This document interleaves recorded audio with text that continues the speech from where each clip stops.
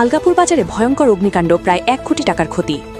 হাইলাকান্দি জেলার আলগাপুর বাজারে আজ ভোরে এক ভয়ঙ্কর অগ্নিকাণ্ডের ঘটনা ঘটে। জানা গেছে, ভোর প্রায় 5টার সময় বাজারের মসজিদের পাশে অবস্থিত 3টি গালামালের দোকানে হঠাৎ শর্ট সার্কিটের ফলে আগুনের সূত্রপাত হয়।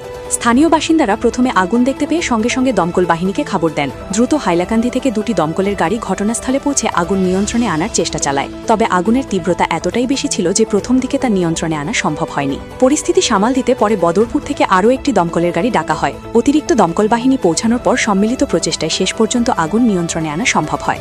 এই অগ্নিকাণ্ডে ক্ষতিগ্রস্ত 3টি দোকানের মালিক হিসেবে বাপ্পা পাল, রানা পাল এবং পান্না পালের নাম জানা গেছে। প্রাথমিকভাবে ধারণা করা হচ্ছে মোট ক্ষতির পরিমাণ প্রায় 1 কোটি টাকা।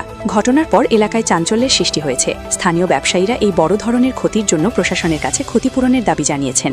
যদিও এই ঘটনায় কোনো হতাহতের খবর পাওয়া যায়নি, তবু আগুন লাগার প্রকৃত কারণ খতিয়ে দেখতে সংশ্লিষ্ট কর্তৃপক্ষ ইতিমধ্যে তদন্ত শুরু করেছে।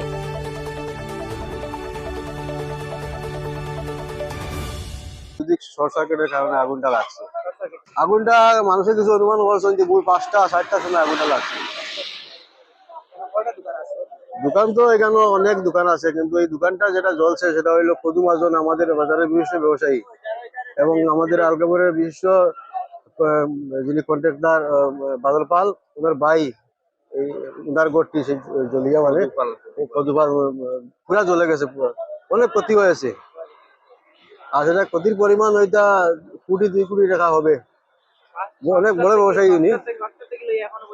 এখনো জ্বলছে, 3টা ফায়ার ব্রিগেড এসেছে এবং জনগণও সাথ দিচ্ছেন। জনগণেও মানে এটা সাহায্য কতটা আলগাপুর বাজারে মসজিদের পুষ্করিণীতে পানি আনিয়ে মানুষের কিছু ডালিয়া সেটা আমাদের উদ্ধার হয়েছে। বর্তমানে আগুন নিবানো চলছে, এখনো চলছে। প্রায় 5টা থেকে এখনো বর্তমানে 7টা বাজে গেছে, এখনো আগুন জ্বলছে, এখনো কাজ চলছে, আগুনের মানে নিবানোর কাজ চলছে। গুচি মাল আছিল তো, গ্রোসারি মাল আর আপনার হার্ডওয়ার্সের মাল।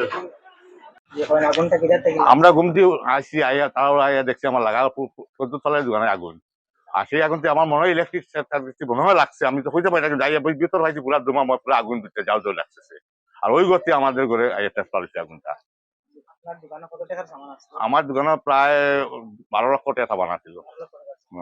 তাতে আমার সামান কিছু বাড়ছে, আর যে ফায়ার ব্রিগেডের জলে গিয়া প্রায় 3 লক্ষ টাকা ড্যামেজ হয়েছে। ফায়ার ব্রিগেড কল করার আইসে, হাইলাম যাইতে প্রায় আধা ঘন্টা লাগছে, আধা ঘন্টার সময় লাগছে। সামানটা সব ড্যামেজ হয়ে গেছে। আগুনে লুকাইয়া বিচ্ছে ঢুকছে, বিচ্ছে ঢুকে কিছু জিনিস নষ্ট হয়েছে, আর মানুষের কিছু ফায়ার ব্রিগেড জল মারছে গিয়া দোকানের মাল সব